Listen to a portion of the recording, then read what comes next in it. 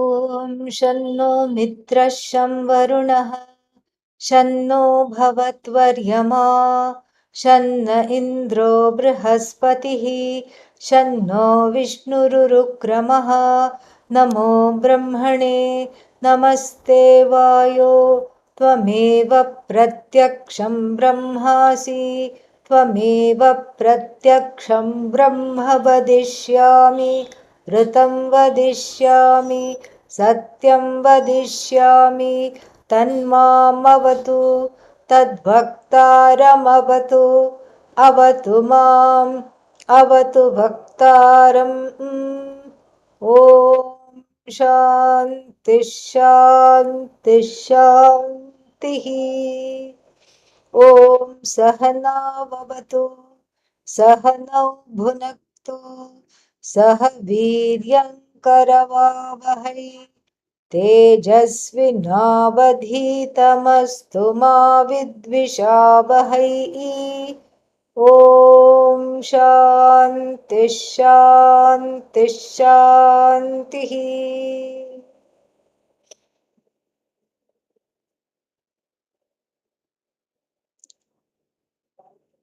Now let us see where we are.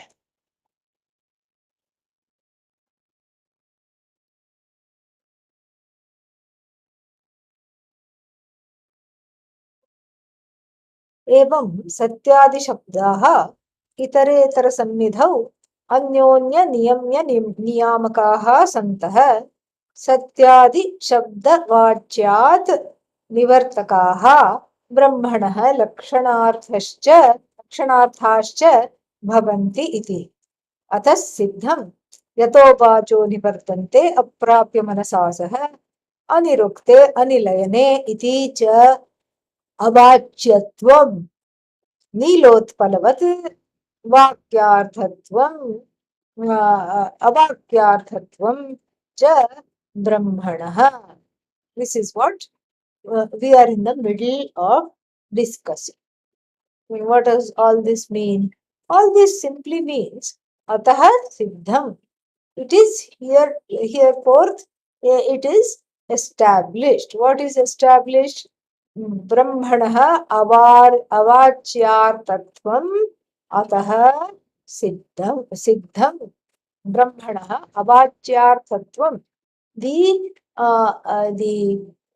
inability of understanding Brahman in a direct way. So directly, the words yielding the meaning of Brahman directly. So directly through words, it is not possible for understanding Brahman. Iti siddham. This much has been established. Okay. How has it been established?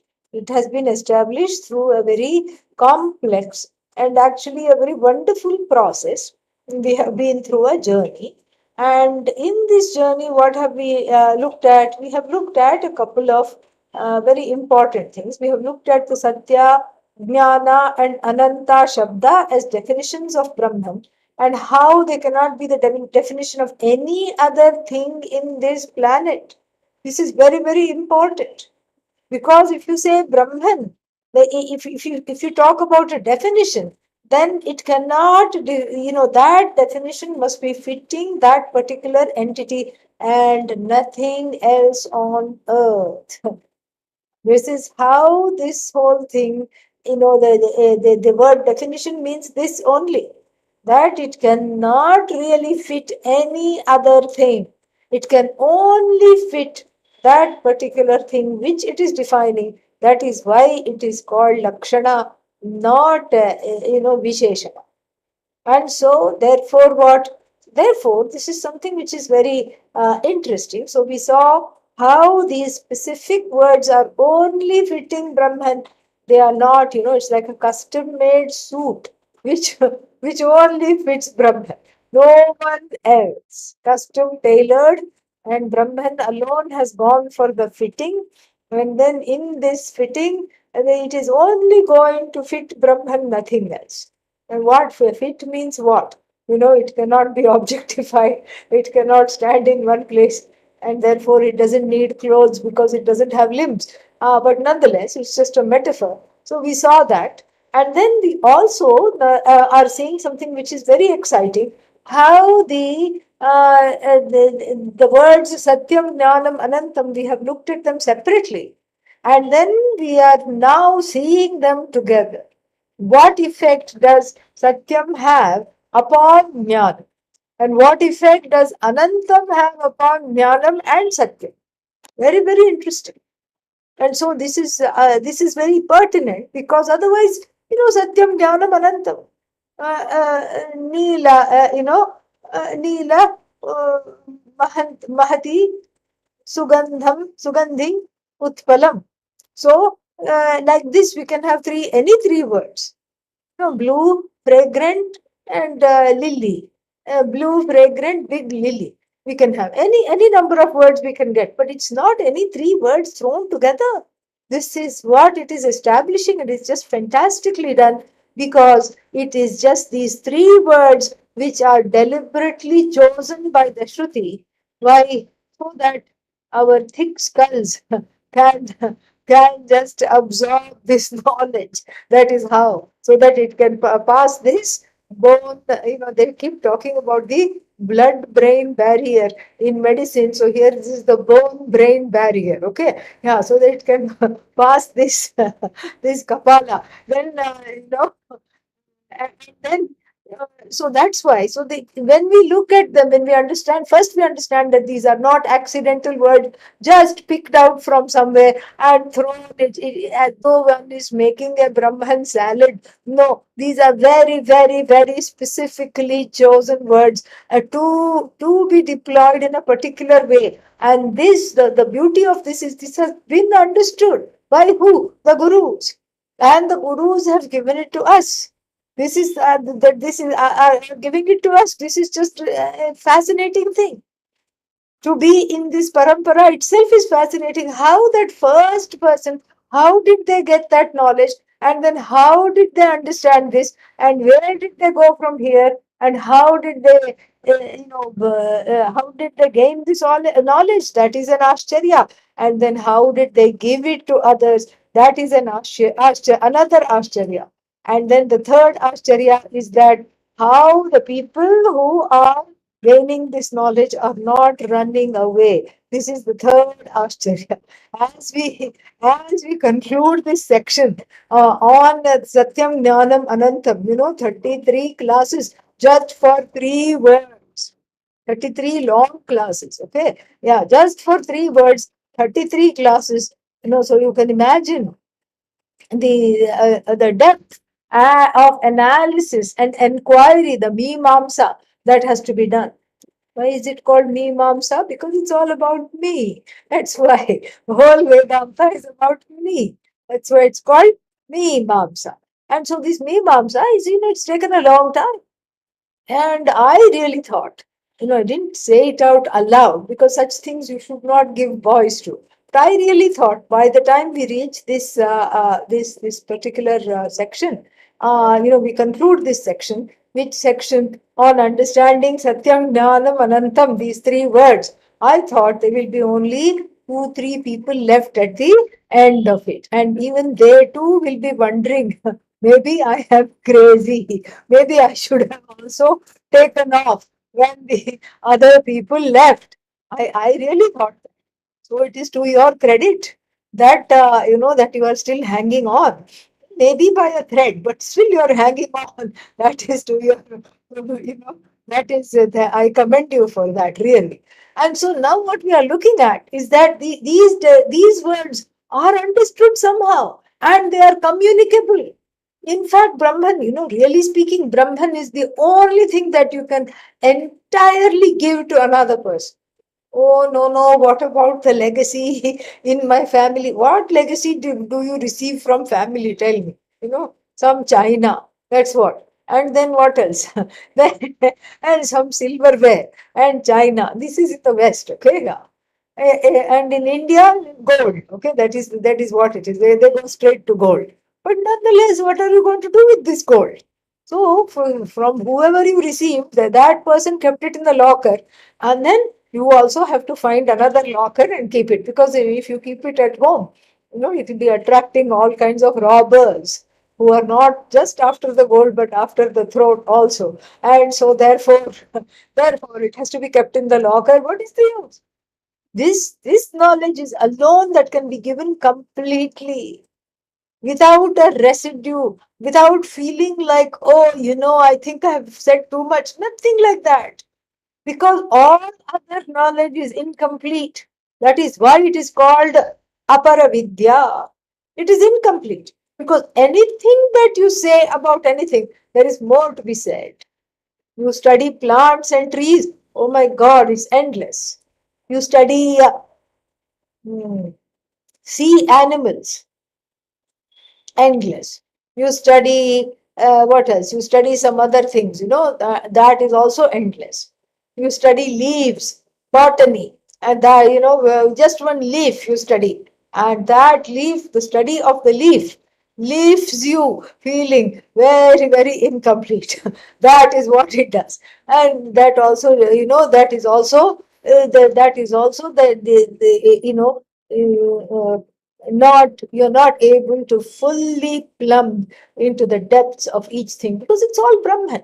That's why leaf is Brahman, and the person, the frustrated scholar, the leaf leaves behind, that is also Brahman. Everything is Brahman. And being infinite, the study of the leaf will always just leave you completely wanting, because it is Brahman.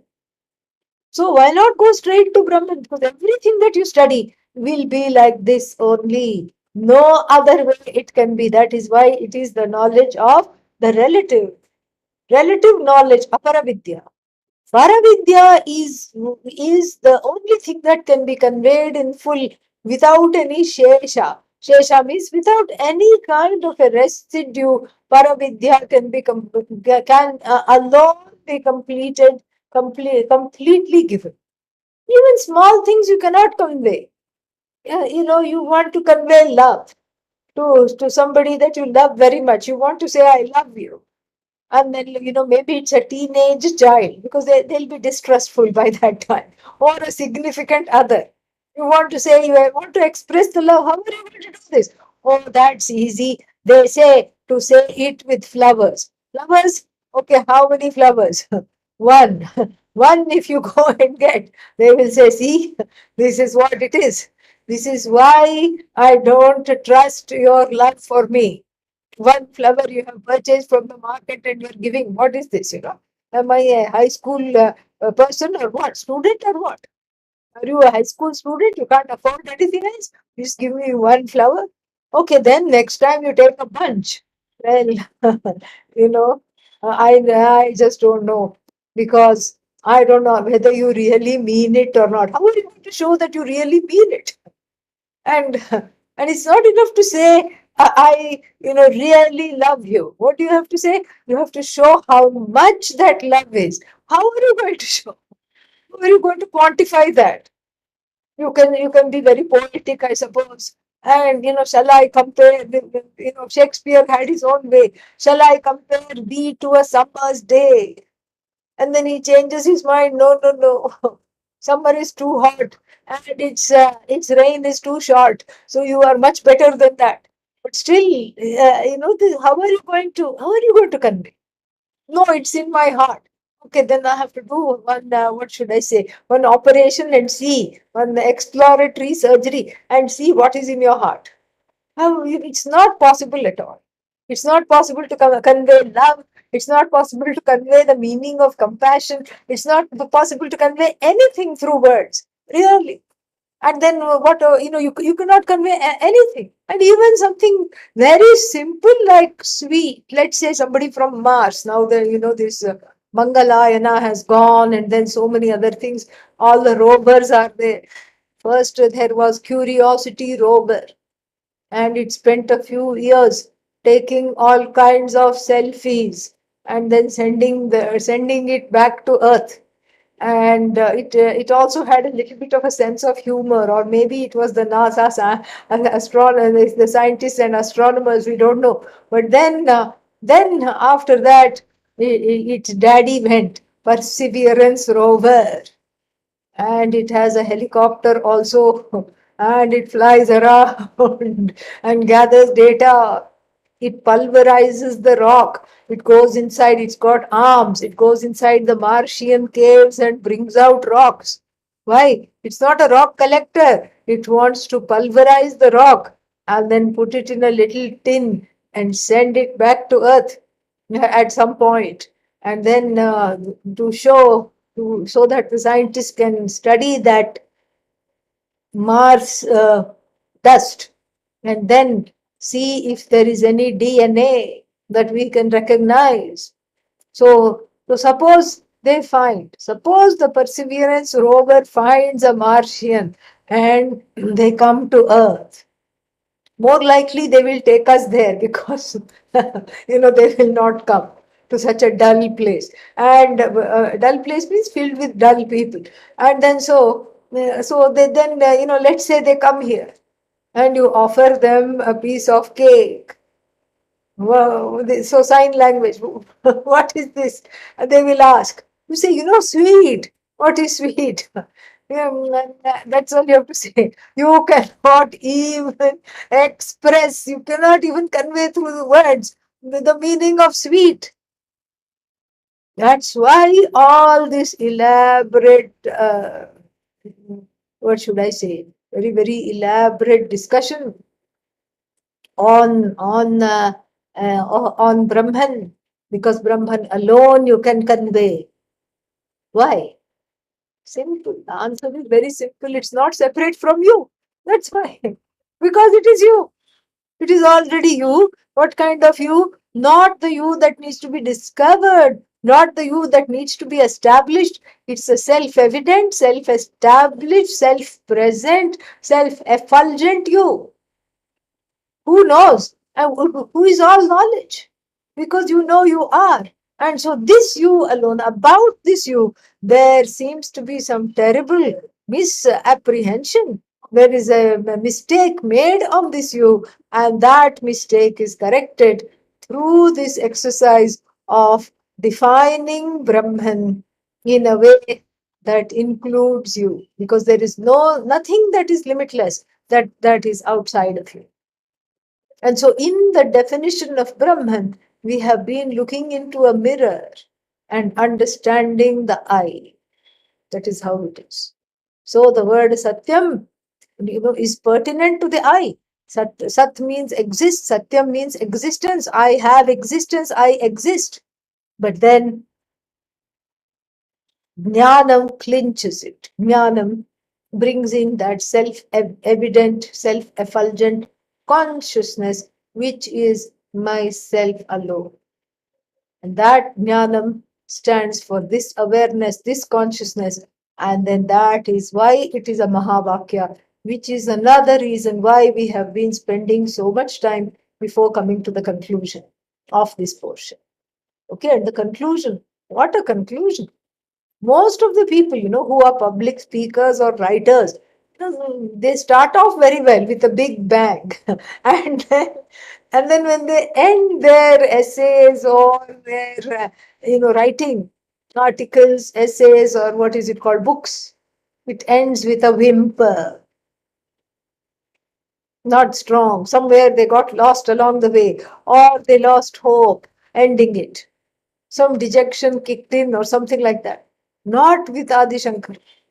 We may have been, wondering, how are we going to get through this portion? Not Adi Shankara. There is no intellectual slackness at all. From the beginning to the end, the same enthusiasm that was on page 1, word number 1, is there at the end with the last word.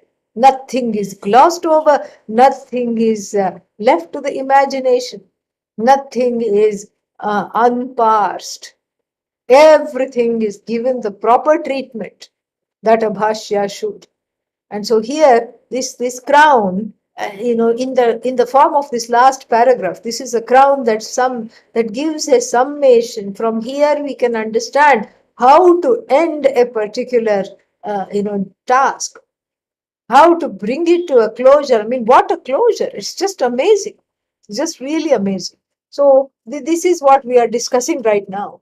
And we saw yesterday part of it, that evam satyadi shabdaha, the words satyam, etc. What do they do? Itare sannidhav, being in close proximity. We just saw the what's its name, the translation, being in close proximity with one another.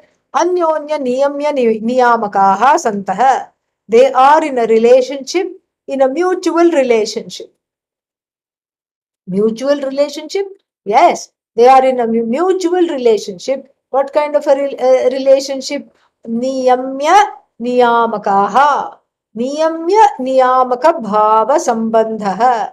They are in a mutual relationship of niyamya, that which is governed, niyamaka, the governing principle. So they are in a governed governor relationship. And we see that. And then these words, because they bring out certain hidden nuances of the words by acting as a governor or as a constrictor or an expander of that particular word. And so they define Brahman niyamya niyamakaha santaha. And then what else? I lost the bhashya somewhere. Yeah, there it is. So, niyamya niyamakaha santaha. And then, what is the reason why these three words should appear together? He gives a very wonderful reason for this. The hetu is that because otherwise, if there was just one word describing Brahman, then it could be mistaken as the mm, Shabdartha or Vachyartha. It could be mistaken, the Brahman could be mistaken as being defined by directly through words. But because there are three words and they are in a complex relationship with one another, and they govern, each word governs the other or adds to the other or makes a statement upon the other. That means what? To what end is this? To what end are they in this niyamya niyamaka relationship? Because they bring out a very important thing. Satyadi shabda vajyat nivartakaha. They release. So the words being in this kind of a relationship with one another release Brahman. Nivartakaha means they release Brahman from vajyartha, from being the direct meaning of the word. They release Brahman totally. How? That also we'll see. So, and then establish Brahmanaha Lakshyartha cha bhavanti iti. And then it is henceforth established. What is established? That for Brahman there can only be the implied meaning of the words Satyam, Jnanam, Anantam, not the existent, not the immediate meaning of the words. Ataha siddham. Now it is proven. What is proven? That these words are not a matter for the mind and the speech. This is where we left off yesterday, talking about the mind and the speech. And then another quotation, also from the Upanishad, we'll see that anirukte. Anirukte means that which doesn't have that which is not having a form.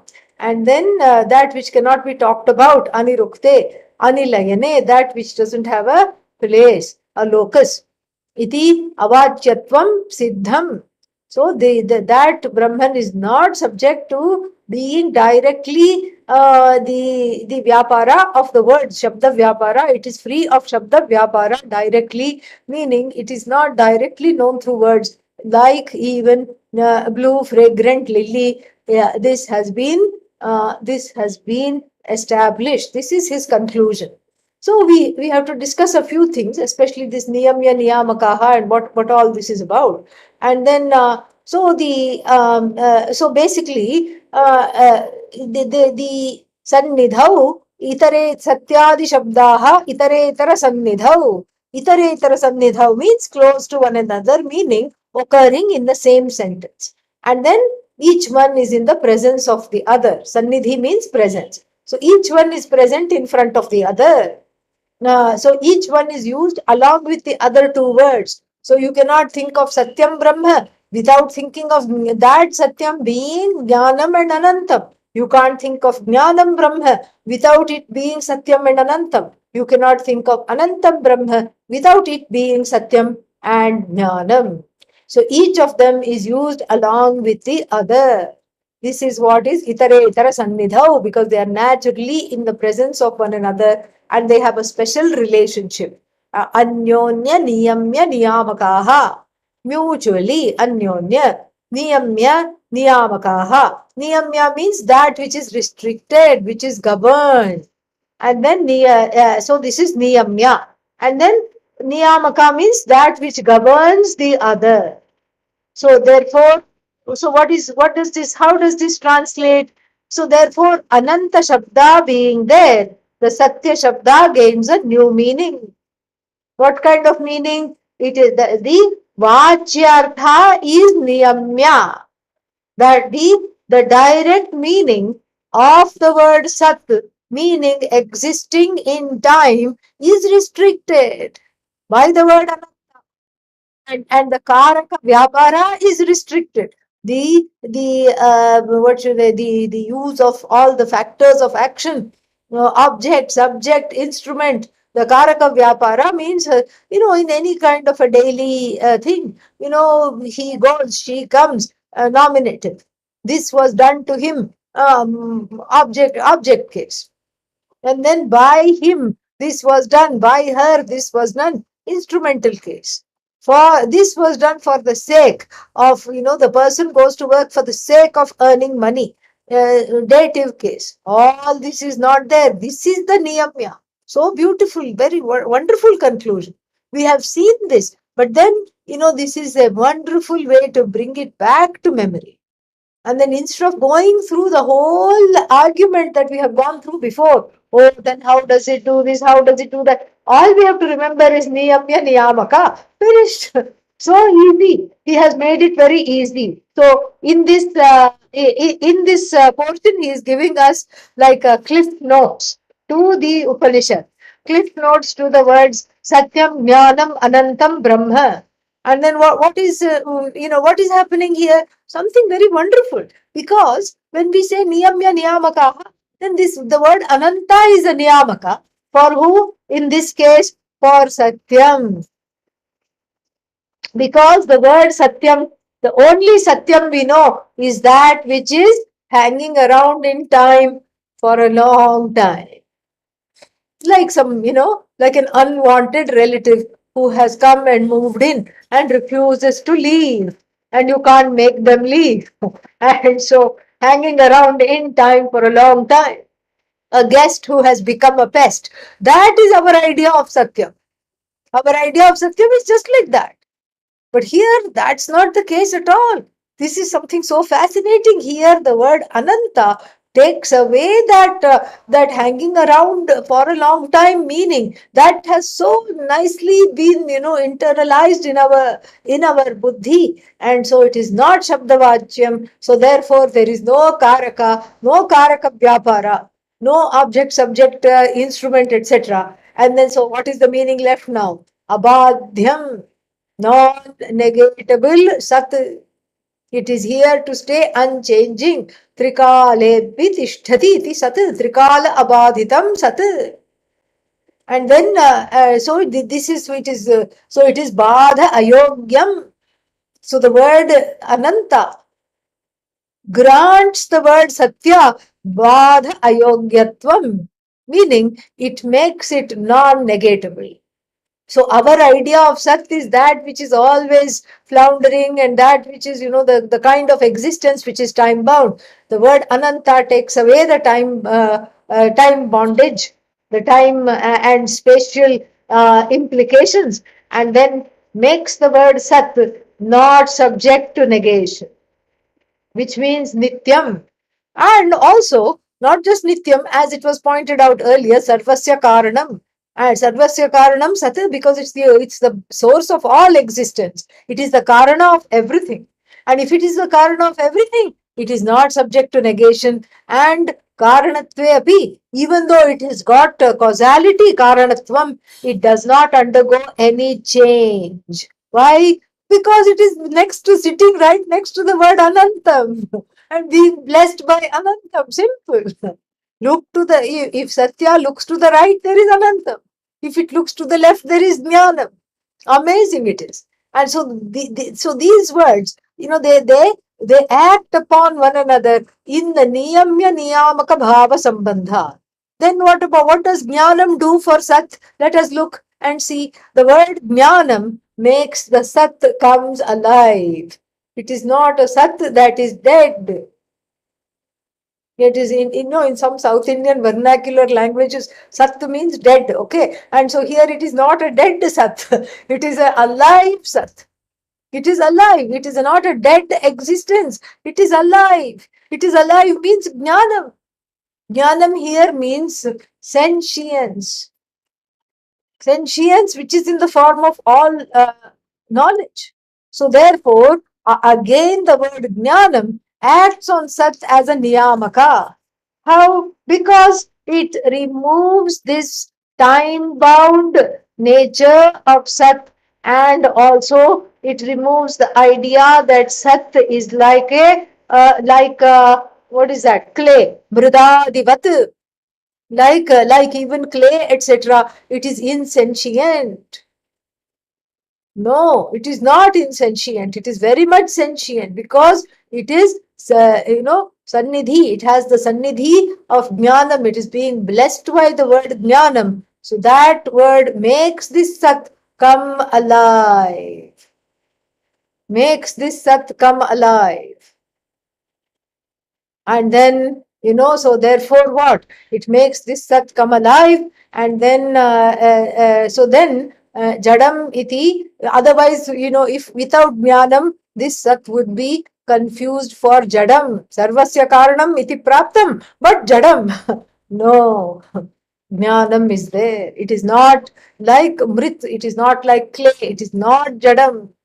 And also, it is not and what kind of jnanam, and what does so now if we put the word jnanam in the center, right now we had put sat, the word, in the center and seen what the word jnanam and what the word anantam can do for it. But then if you put the word sat in the center, then this is what happens. But if you put the word jnanam in the center, what does the word anantam do for this jnanam? It removes jnana kartritvam. So it removes the doership, because it is not the knower, it is not the known, it is not a means of knowledge. It is that which blesses all three without being any one of them. So the word Anantam has made Jnanam into that which is free of being knower, known, and means of knowledge.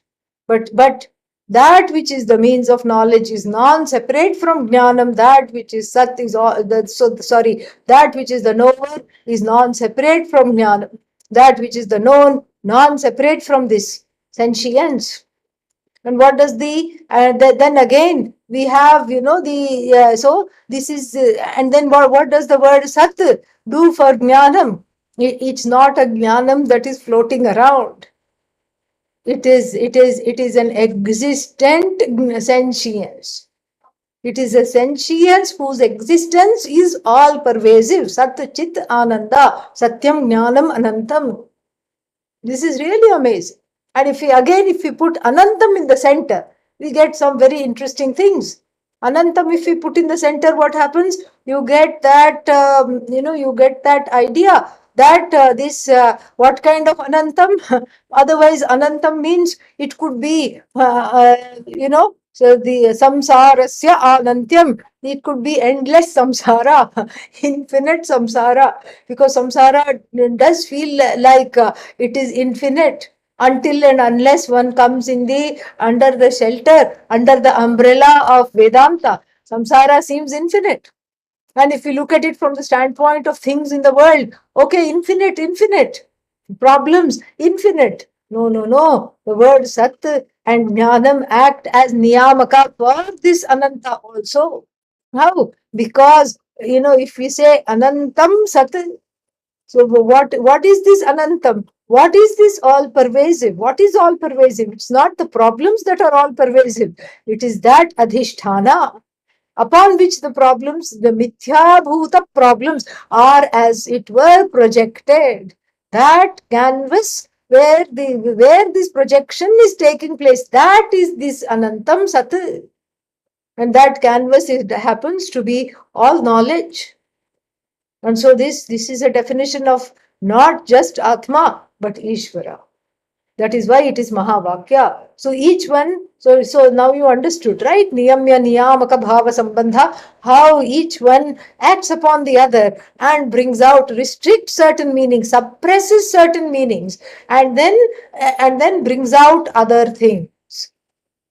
Otherwise, if you just take Brahman by itself and say Anantam Brahma, then you say, oh, Anantam, oh, okay. And in the hands of some devotees, it will become Ananta Kalyana Guna Sampannam. So, the one that has infinite number of attributes. So, you keep on doing Abhisheka, keep on praying and using this mantra of the Taittiriya Upanishad for Abhisheka.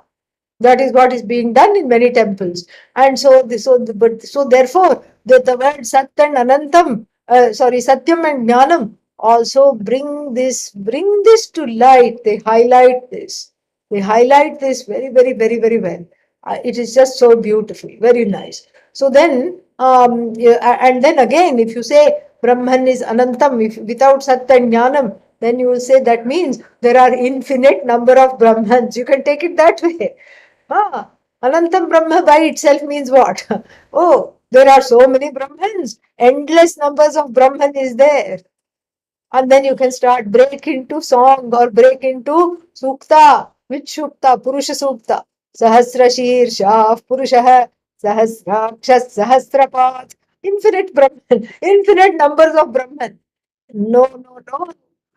It's like, it's not that there are many Purushas and many heads. No, no, no. It is only Purusha alone, singular.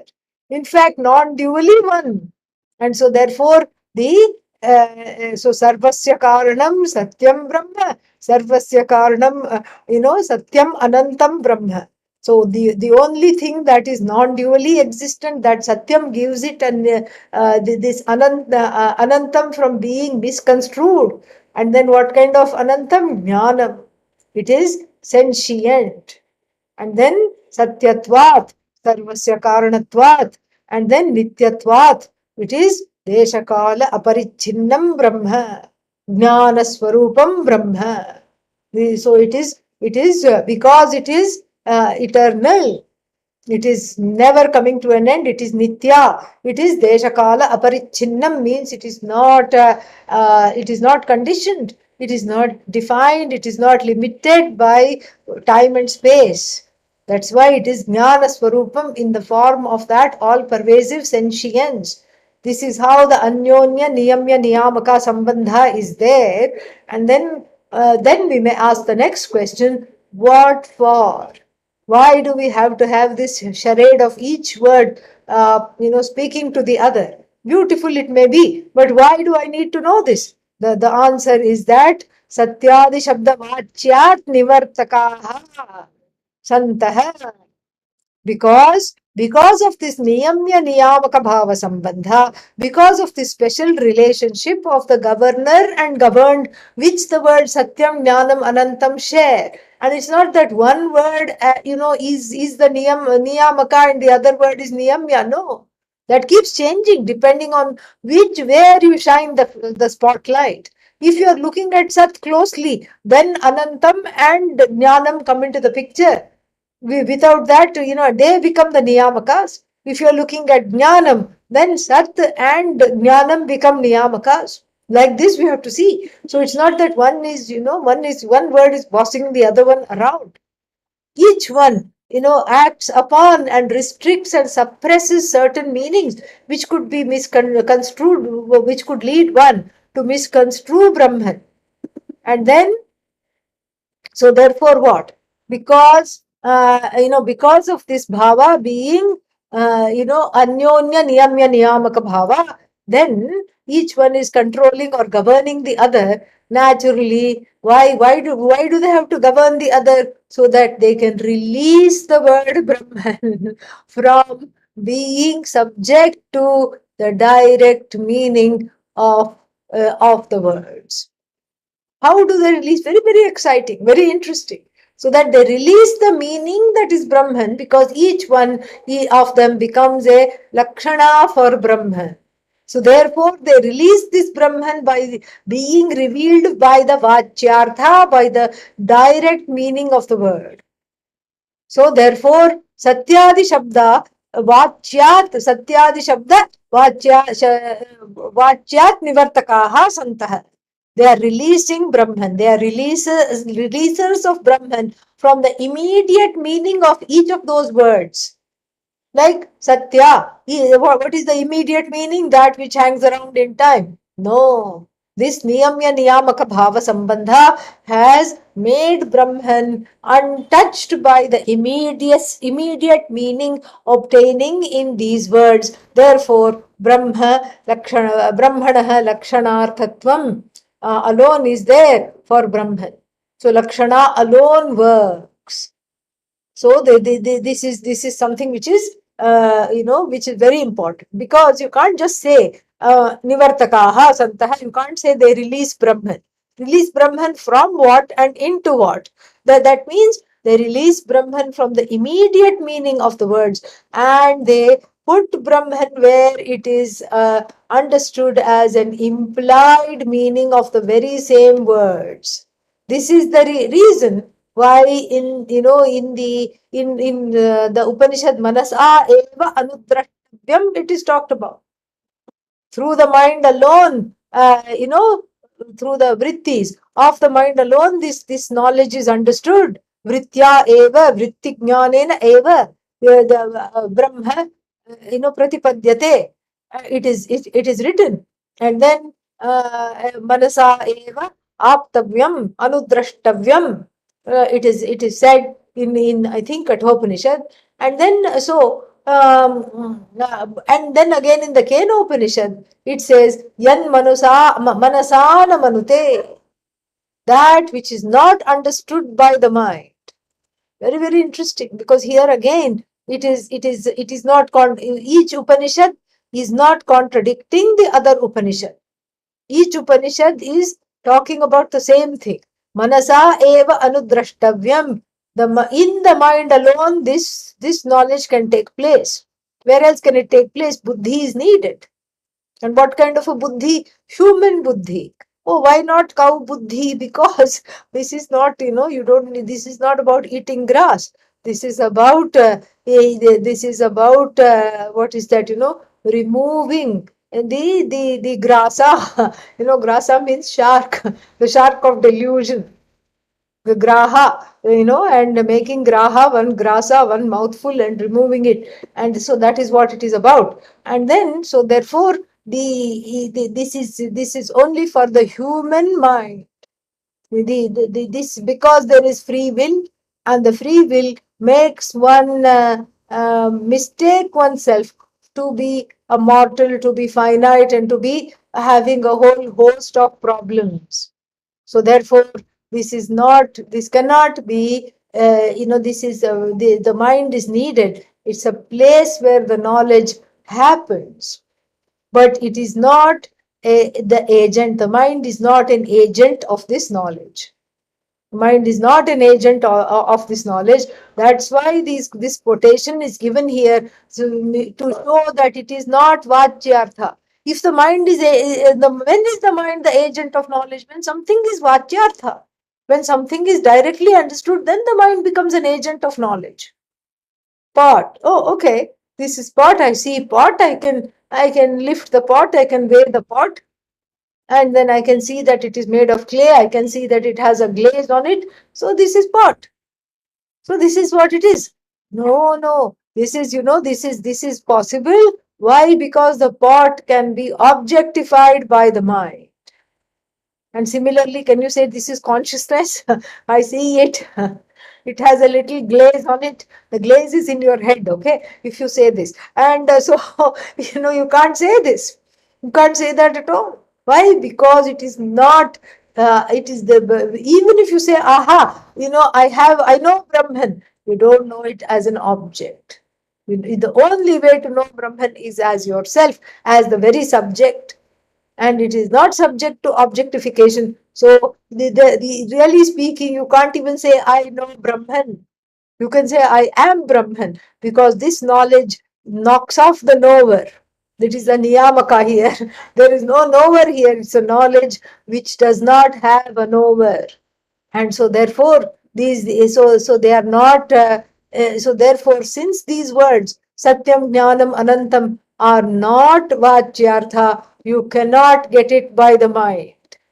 At the same time, they are Lakshyartha. So, therefore, in the mind alone, it should be understood. So, this is the connection here. It's just it's really amazing. So, then, what does it mean? Where have we got so far? Brahman does not become the Vachya. Brahman is not the Vachya means it is not the Vishesha of any Shabda. It is it is not the Vishaya. It is not the topic of any Shabda, any word. So it is Nirvishesham Brahma. It is without attributes. And so it is not the Vishaya of Shabda. And so therefore the second quote, Anirvachya Anirukta iti. And so therefore what? Where does this Brahman, how is this Brahman understood? Through the implied meanings of the word Satyam, Jnanam, Anantam, each one working on the other to remove the finitude of the words and to remove the limitations of the grammar. This is how Brahman has to be understood.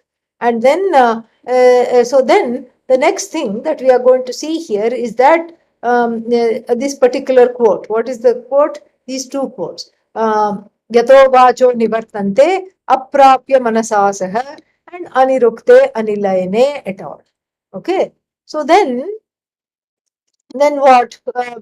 So when you say this, and yesterday we started to talk about how the mind and the speech are the greatest of friends, and each one lacks something, so they are sitting on each other's backs. Like the lame man is sitting on the shoulders of the blind man, and then the blind man is walking without any idea where to go, and the lame man sitting on the shoulder is guiding this fellow and saying, turn left, go here, go there, don't fall into the ditch, don't hit the tree, walk in a straight line and go here, go there. This one is directing.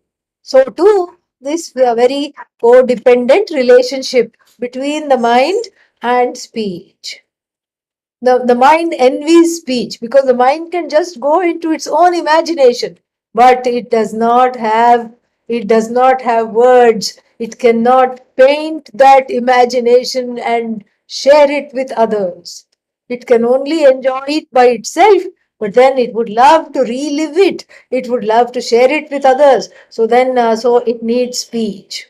Speech also is envious of the mind because speech is just a scribe. It's a karmendriya. It's a little more. It's not a it's not a jnanendriya. Mind is jnanendriya. This is karmendriya. Jnanendriya is more superior because it is more subtle. So the speech also is quite rather envious of the mind. Why? Because it's just a scribe. But oh, this particular mind has so many wonderful ideas. Let me write it down, let me write it down, let me write it down. Aha, wonderful. And so speech is envious because I can't think these thoughts. You think, I write, I express, I speak, I write. I am in the form of written words, I am in the form of the spoken words. And then you speak, and then you think, I speak. And so therefore they have a very strong bond. And then what?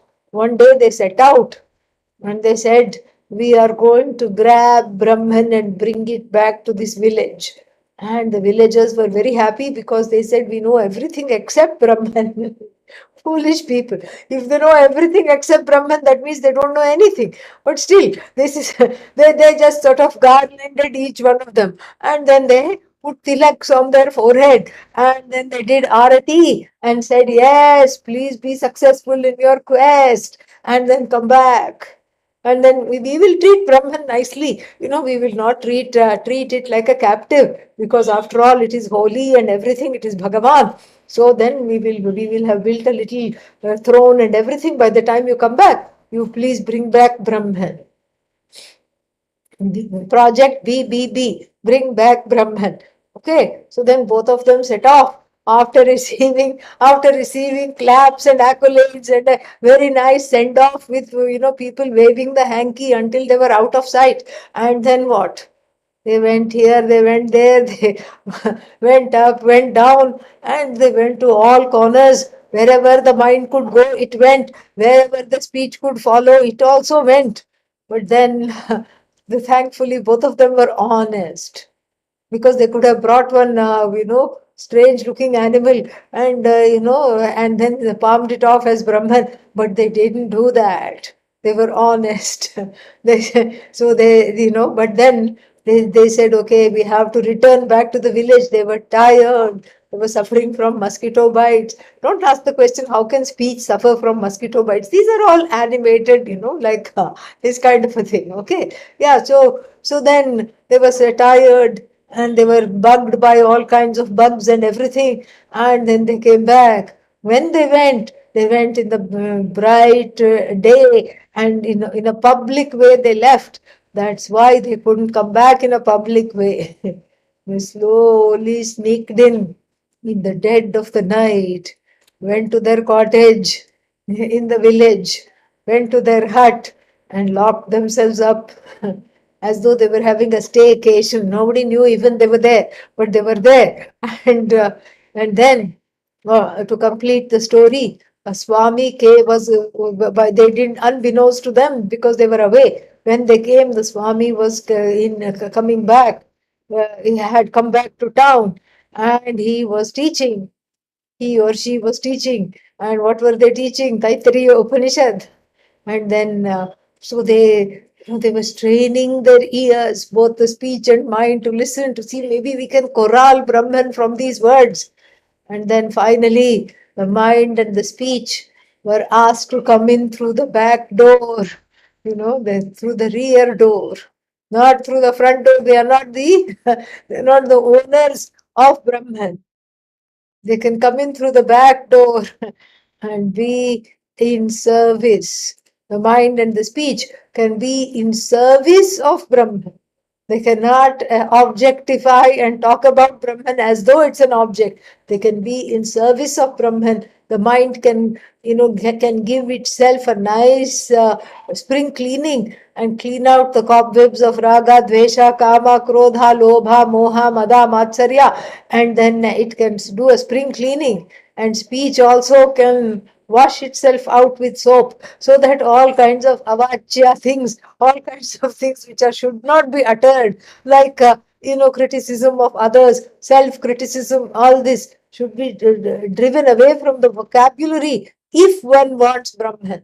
If one wants to uncover Brahman as oneself, this is what has to be done. And so the mind and speech were busy preparing a wonderful place for Brahman to be discovered. And then, of course, Brahman gives darshan, because already it was already there, but like a tarnished pot, copper pot, it needed to be scrubbed. No, Brahman did not need to be scrubbed. The receptacle where Brahman shines needed to be scrubbed. And so that's how the speech and the mind, they go from being very what's the word for it, cocky agents of knowledge, and come back having beaten a retreat, not having grabbed Brahman or objectified Brahman. This is what the thing. Why? Because we discussed this at length yesterday. Brahman, the word Satyam, Jnanam, Anantam do not have Shabda Pravritti Hetu. Shabda Pravritti Hetu means they cannot be corralled by the words. Why? Because as we saw, Brahman is not a jati, not a species, not an action, not a kriya, not a guna, not a attribute, and not a relationship. And so the whole language only discovers this alone, only can discover that or objectify that which falls into these four categories. And Brahman is not in any of the categories, any of the categories. And so therefore what? There is no possibility at all. So the Shabda Pravritti Hetutvam Nasti Brahmanaha Jatyadi Abhavat, because there is no jati, etc. And then, so therefore, it is not directly known. But then, how is it Jneyam? It is Jneyam because it is not known to us as an object, but it is Jneyam as Swatma, as one's own self, as one's own self. And so therefore, because that's how the words yato vacho nivartante have to be understood. Because otherwise, if you just say yato vacho nivartante, then all the Upanishads should become blank pages. Because if the words cannot describe that which from which the words have beaten a retreat, Keno Upanishad, 30, 40 pages gone. And then Chandogya Upanishad, 100 pages gone. 200 pages Brihadaranyaka Upanishad gone. And Taittiriya Upanishad also gone.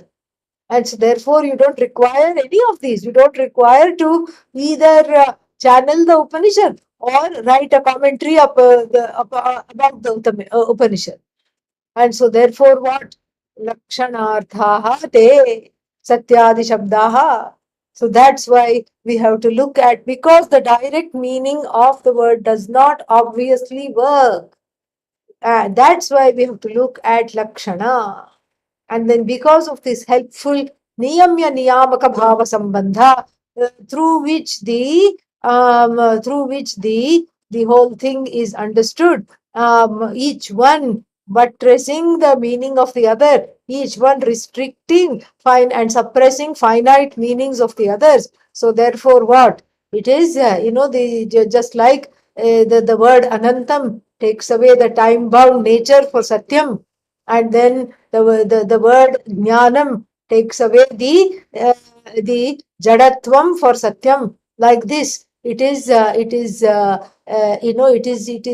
understood through Lakshana. It is not understood as a Vishaya, as an object. And like when we say Ghataha Asti, Pataha Asti, there is a pot, there is a cloth. So the Asti here goes and joins the Ghata. So Ghatasya Astitvam Drishyate. So the word asti joins asti, which is there. Asti means is. The word is joins the word ghata, does it not? Yeah. And that's why we say pot is ghataha asti. But this is something which is interesting, because the astitvam is more of a visheshana for the ghata. So the is qualifies the ghata. The is qualifies the ghata. So there is ghata means that ghata which is being qualified by this asti existence. The existent ghata we say, meaning the astitvam acts more. Even though we say ghata asti, ghataha asti, the ghata is the asti, even though is a verb, is acting like an adjective. And the ghataha is the substantive. Look at that. That's why we say clay pot. And then, clay is the adjective, pot is the substantive. Same way, pot is existent. So that existent pot is, when we say existent pot, pot is, meaning that is acting more like an adjective and less like a verb. How? Just like that, you see. So, ghatasya astitvam, and then therefore, if you say pot is not, so then the ghata's absence, etc., is there. So it is, but here this is the limitations of the language. Actually, if you look at it from the standpoint of Brahma Vidya, what is fascinating is that Ghata qualifies Asti. Ghata qualifies Asti. Ah, Asti doesn't qualify Ghata, even though it looks to be qualifying the Ghata. It does not qualify the Ghata. The pot qualifies Asti. Asti is there now in the form of Ghata. Asti is there now in the form of Pata. Asti is there now in the form of this body. Asti is there in the form of that Nama. Asti is there in the form of that Rupa. So Asti is the substantive, and then Ghata, Pata, Matha, all these are adjectives. Cat, hat, rat, mat are the adjectives. This is from the standpoint of Jnana. From the standpoint of Vedanta, this is how it is. Everything is Asti. Asti is here to stay. Asti is here because Asti has the word Anantam along with it. So it is infinite Asti. And infinite Asti is here to stay.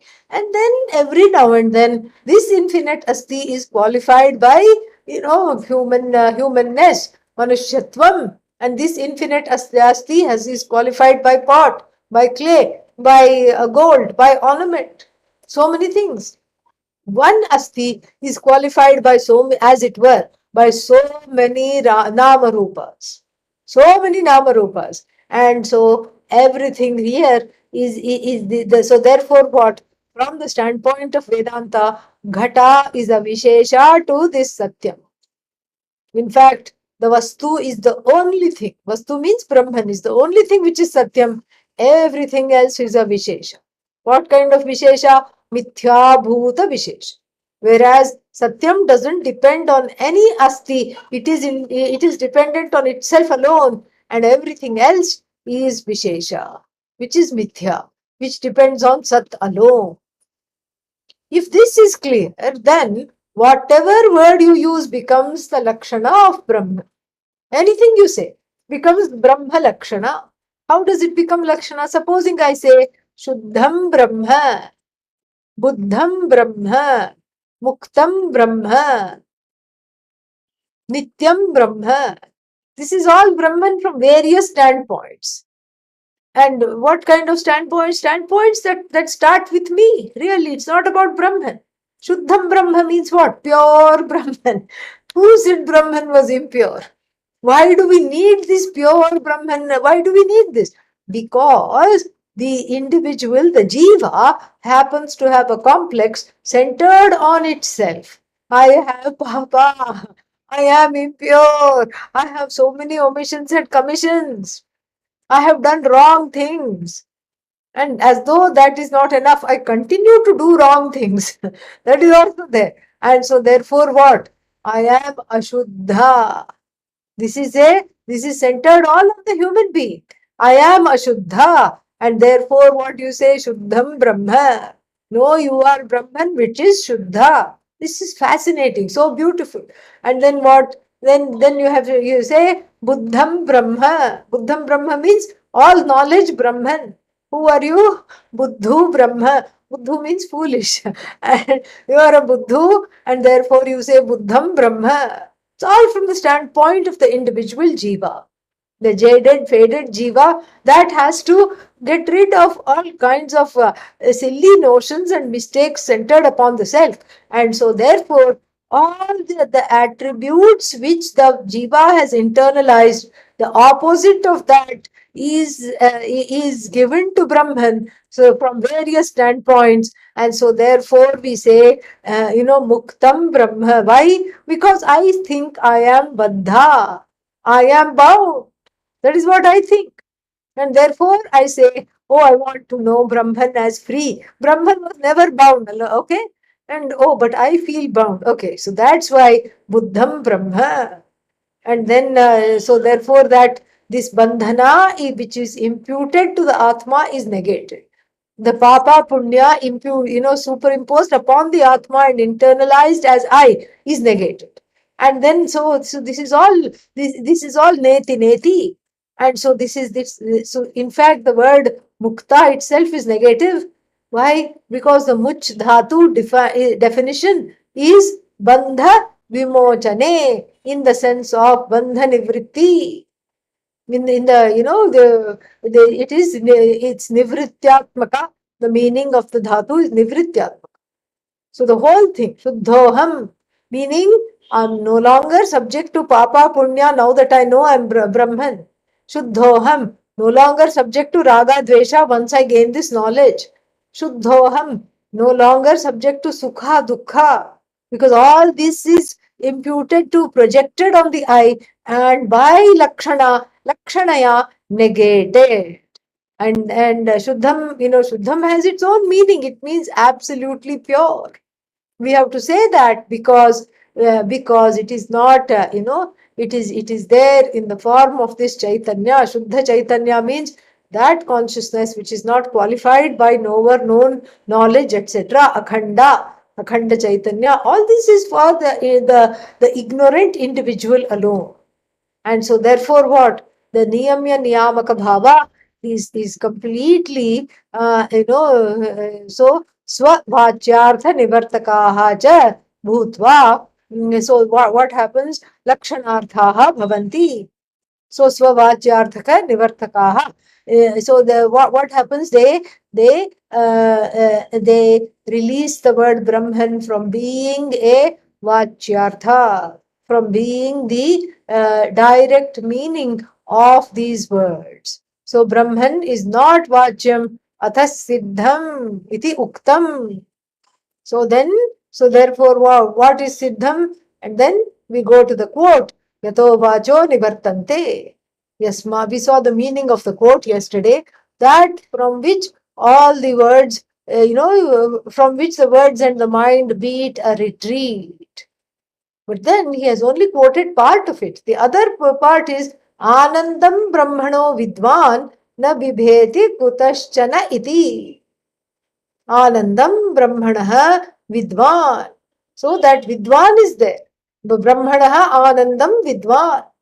So that Vidvan which is, who knows, and who knows what? This Brahmananda as myself.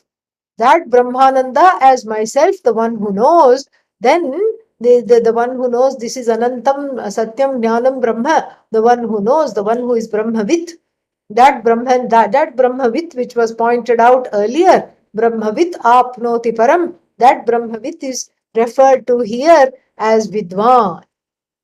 So then this Brahmavit, what? Na bibheti, never ever afraid of anything. Why? Because there is nothing else to be afraid of. Because the word afraid, fear, uses the preposition of. I'm fearful of.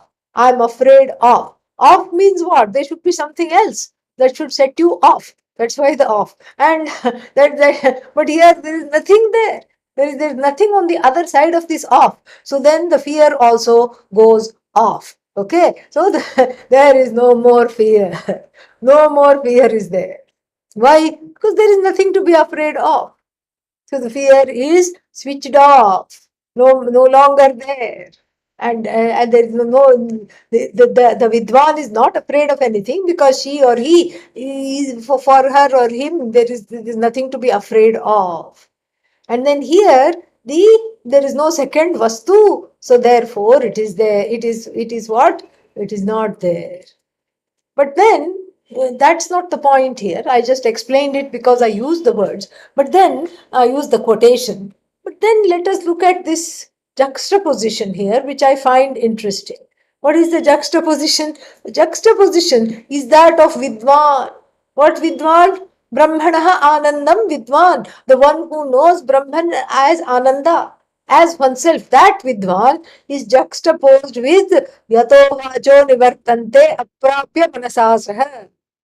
So how did this person become Vidwan? This is my question. If this person did not have, could not, could not objectify it with with the words, or with the mind, how did this person Who is called Vidwan? A sage, a seer, a knowledgeable person, a wise person. How did this person become wise? How did this person become wise? Very, very interesting. So that means that how did this person become wise when all the words beat a retreat? And they went, the mind also beat a retreat. Words tried, they said, we cannot scale Brahman, we cannot express Brahman, and they came back. The mind thought, okay, at least I can try imagining it, and then that also came back. This is reminiscent of that story in the Kenopanishad. Upanishad story where Agni and Vayu come back, not being able to objectify Brahman, and then the therefore what? Therefore this is lakshyartha. Why? Because obviously the person has become vidwan, and how has this person become vidwan? Not through the mind and not through the direct meaning of the words, not through the speech or the mind, which are very literal and which only can understand the meanings of the words directly. They can objectify that, and this is not how the vidwan became vidwan. This is the beauty of this here. And so yato vacho nivartante means means, it does not mean that the atma is beyond words. Some people go there. In fact, some teachers go there. Maybe out of laziness. I don't know. Because, you have to sit and explain all this. And then you have to keep on, talking about how each one, how the words, are deployed, etc. Either there is some kind of laziness, or they have not understood it themselves. And so therefore what? So therefore there is a mistake made, and then they will say it is beyond words, it's beyond the mind, it is beyond speech. One fellow went so far as to name himself Swami Beyond Ananda. He lives in California. Okay, yeah, some kind of a artist and a stand-up comedian. For that, the name is fitting. Okay, if you're a stand-up comedian and an artist, yeah, this name is fitting. but then, but then, if you go to some place as a public speaker, and I've attended some of these talks at our own ashrams in Rishikesh, etc., Coimbatore, etc., and also in big gatherings. I have attended these kinds of talks, where the person starts saying Brahman is beyond the mind, and Brahman is beyond speech, Brahman is beyond inference, Brahman is beyond, beyond, beyond, beyond, and Brahman is beyond words. So you cannot say anything about Brahman. What can you do? You can only experience Brahman. And then what? Give me all your money. First, I'll make you experience Vairagya. And then, after Vairagya, you will naturally experience Brahman, because you will have nothing else to experience. And you will have no means left. So, therefore, you will experience Brahman. And so, like this, all kinds of wrong understandings are there. And so, therefore, this is very crucial that we understand that it is not the direct meaning of the word. That's all it means. So yeah, that's all it means. Yato vacho nivartante means it is not it is not the direct meaning of the words. And then, because the lakshyartha, the implied meaning of the words, is not understood, and so therefore people take the direct people don't understand how the people assume that Brahman is beyond the mind, beyond words, etc. And so this is what, how did the Vidwan become Vidwan? Because the Vidwan understood Lakshyatvam. Vidwan understood that these are implied meanings, whose basis, whose adhisthana is myself alone. And in the same vakya, so the lakshana operates through nishedha and through through affirmation. And so what is nishedha? Vachyatva nishedha. That the direct meaning is negated and the implied meaning is affirmed. So that's what that's what it is. Very, very beautiful. And so then this vachyatva nishedha is there. Vachyatva nishedha means nothing can be objectified by the mind, nothing can be objectified by speech. This is vachyatva nishedha. And then the second quotation, anirukte anilayane, meaning it is not shabda vachya, there it is immediately saying it. Anilayane, that which does not have a locus, and anirukte, that which does not have a that which cannot be expressed. Not expressed means what? Directly through words. More we'll see next time, and then this section will conclude, and then we will go to a discussion about guha. How is Brahman sitting in the guha? What is this guha? And what this guha is nothing but one's buddhi. All this we will see next time. Om Purnamadav Purnamidam Purnat Purnamudachyate Purnasya Purnamadaya Purnamevavashishyate. Om Shanti Shanti Shanti. Harihi Om Shri Gurubhyo Namaha. Harihi Om. Thank you.